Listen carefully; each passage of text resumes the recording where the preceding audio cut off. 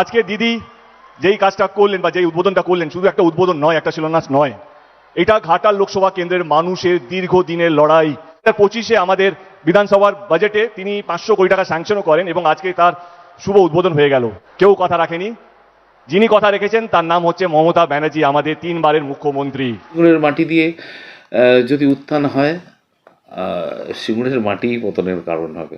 কারণ এই ঘাটালের মানুষদের এতবার প্রতিশ্রুতি দিয়ে ভোট নেওয়া হয়েছে, এইবার এই প্রতিশ্রুতি দিতে গেলে সমস্যায় পড়তে পারেন সেইটা ভেবেই হয়তো ঘাটালে না হয়ে সিঙ্গুরে ঘাটার মাস্টার প্ল্যানের উদ্বোধন হলো। 10,000 কোটি এটা যেমন ভুল বলেছেন, তেমন এই জিষ্টকৃষ্ট যেটা মানে কিছু তো মানুষের দেবতা, তাদের কাছে ভগবান, তাদের সেই নামগুলো একটু পরিষ্কার হয় বাঞ্ছনীয়। এটাই তো বলছি যে বিয়ের পরে টাইটেল যেটা হয় সেটাই হয়, টাইটেল দিয়ে শিল্প হবে না। না, আমরা তো মানে নিউজে বিভিন্ন মানুষের মুখে শুনেছি যে উনি বার্গার খেয়েছেন, চকলেট খেয়েছেন, তাহলে সেটা কি করে অনশন রইল সেটা আমি জানি না। আমাদের ভারতবর্ষেই তো 140 কোটি মানুষ, সেখানে 10,000 কোটি মানুষ আমাদের বাংলায় কি করে হয়? যাই হোক, উনি বলে ফেলেছেন, ক্ষমা করে দিন। এটা নিয়ে আর কি মন্তব্য করব? ভুল বলেছেন। যারা এই সমস্ত কবিতার অংশ তুলে বক্তব্য রাখবেন, তারা যেন নিশ্চয়ই ঠিকটা বলেন, ভুলটা কাউকে শেখাবেন না। ভুলটা দিয়ে হাততালি পেতে হবে না, একটু ঠিকটা বলবার চেষ্টা করবেন। তাহলে আগামী প্রজন্ম যাদেরকে সামনে বসিয়ে এই বক্তব্যগুলো রাখছেন, তারা ভুল শিখবে। আমি এটা নিয়ে আর বেশি কিছু বলবো না। এগুলো মানে বলার মতো বিষয় না। ওখানকার মানুষরা কি করবে সেই ভয় পেয়েই হয়তো সেটা হয়নি, সিঙ্গুরে হয়েছে। কারণ এই ঘাটালের মানুষদের এতবার প্রতিশ্রুতি দিয়ে ভোট নেওয়া হয়েছে, এইবার এই প্রতিশ্রুতি দিতে গেলে সমস্যায় পড়তে পারেন সেইটা ভেবেই হয়তো ঘাটালে না হয়ে সিঙ্গুরে ঘাটার মাস্টার প্ল্যানের উদ্বোধন হলো। দেখুন, ভোট রাজনীতি তো অবশ্যই আছে। আমার একটাই ছোট্ট প্রশ্ন, এই ঘাটার মাস্টার প্ল্যান কি হঠাৎ করে মানে এসছে, বা এই সমস্যাটা কি হঠাৎ করে এসছে? এই সমস্যাটা আমরা বিগত দিনে, আমি যবে মানে জন্মেছি তার আগে থেকেই আছে। তাহলে আমি আমার সময় থেকেই যদি ধরি, তাহলে সেটা হবে সিপিএমের সরকার থেকে। তাহলে 34 বছরে ঘাটার মাস্টার প্ল্যান হয়নি, তারপর দীর্ঘ 15 বছর তৃণমূল সরকার থাকলো, ঘাটার মাস্টার প্ল্যান কিছু হলো না, আবার যেই 26-এর ভোট এলো তখন ঘাটার মাস্টার প্ল্যান। মানুষদের আর বোকা বানিয়ে রাখা যাবে না। মানুষজন বুঝে গেছে যে এই সরকার শুধু ওই রং করেই পরিষ্কার মানে সাদা রাখবেন, ভেতরটা তো মানে অশিক্ষা কুশিক্ষায় ভরে গেছে মানে আমাদের গোটা বাংলা। যেখানে শিক্ষার হাল এই, সেখানে আর কি হতে পারে? সুতরাং এই ভোট রাজনীতি চলবে, আর মানুষ তার রায় দেবেন। যদি ভোটটা ঠিকঠাক হয়, মানুষ যদি ভোট দিতে পারে, তাহলে রেজাল্ট সামনেই আমরা দেখতে পাবো। সবাই তো আর বিক্রি হয় না, আর সবাই বিক্রি হতে জন্মায়নি। তা সুতরাং যারা বিক্রি হতে জন্মায়নি আর যারা বিক্রি হবে না, সেই সব মানুষগুলো তো অ্যাটলিস্ট সামনে দাঁড়াবে। সেই মানুষগুলোই থাক না, সেই মানুষগুলোর সংখ্যাও যদি এক হয় না, আমার মনে হয় সরকার পড়তে সময় লাগবে না, সরকার ঘুরতে সময় লাগবে না। আমরা তো প্রচুর আপনাদের মাধ্যমে বিভিন্ন বক্তব্য ওনার শুনেছি। সেই বক্তব্যগুলো উনি যে যে শব্দ ব্যবহার করেছেন, সেই শব্দগুলো আর আমি পুনরাবৃত্তি করতে চাই না। কিন্তু মানে আমার মনে হয় না কারোর ব্যক্তিগত একটা সম্পর্ক বা ওই রকম একটা সম্পর্ক নিয়ে এইরকম প্রশ্ন করা যেতে পারে। আমি কোনো মন্তব্য করব না।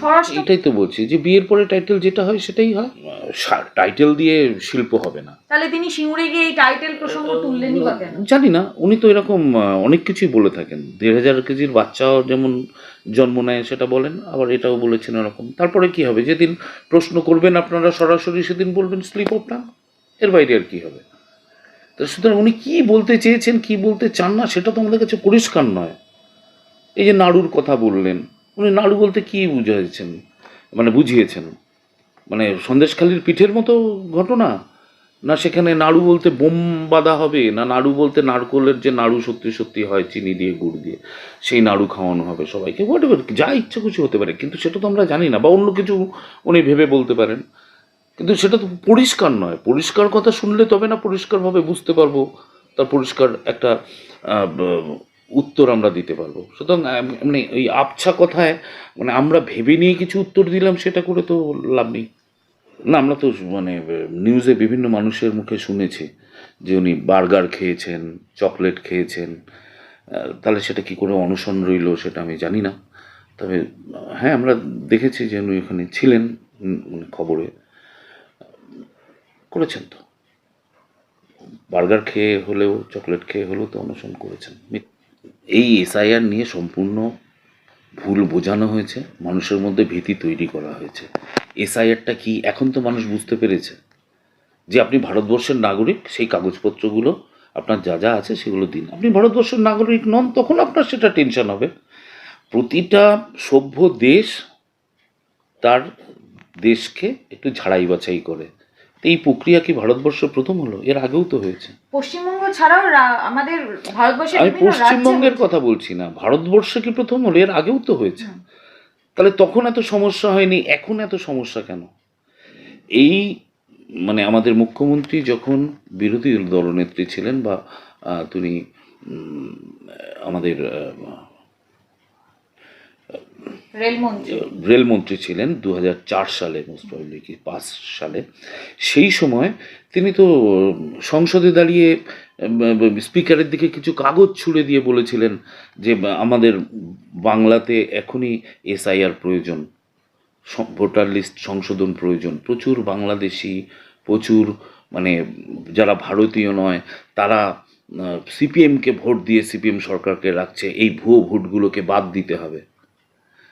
তাহলে আজকে যখন এই সরকার চলে এসেছে 2011-তে, আর 2026-এ মানে 25-26 যে এসআইআর প্রক্রিয়াটা চলছে, তাহলে সেই প্রক্রিয়াটা যখন হচ্ছে তাহলে তো সেটাকে স্বাগত করা উচিত। দেখুন মানুষের কাছে এমনি পয়সা কড়ি নেই, এই রাজ্যটা পুরো খেলামেলার ওপরে রয়েছে। শিক্ষার অবস্থা কি আপনারা প্রত্যেকে জানেন। স্বাস্থ্য যদি ঠাকুর না করেন কারো কোনো সমস্যা হোক, যদি কোনো দিন কারো কোনো সমস্যা হয়, আপনারা কোনো দিন হসপিটালে আসবেন, তাহলে বুঝতে পারবেন স্বাস্থ্য ব্যবস্থাটা কোথায় দাঁড়িয়ে আছে। বাইরে থেকে যাচ্ছেন রং করা একদম ফার্নিশড সব দেখতে পাচ্ছেন, কোনো দিন সমস্যা পড়লে একদিন ভেতরে যাবেন, তাহলে বুঝতে পারবেন স্বাস্থ্যের অবস্থা কী। তা যেখানে স্বাস্থ্যর অবস্থা এই, শিক্ষার অবস্থা এই, যেখানে চাকরি হয় না, সবাই এই ভাতার উপরে সংসার চালাচ্ছেন, তা সে রাজ্যের আর কি হতে পারে? দাদা ঠিক আছে এসআইআর নিয়ে উনি দিল্লি যাবেন, 100বার ওনার কিছু বক্তব্য থাকতে পারে, সেগুলো রাখবেন।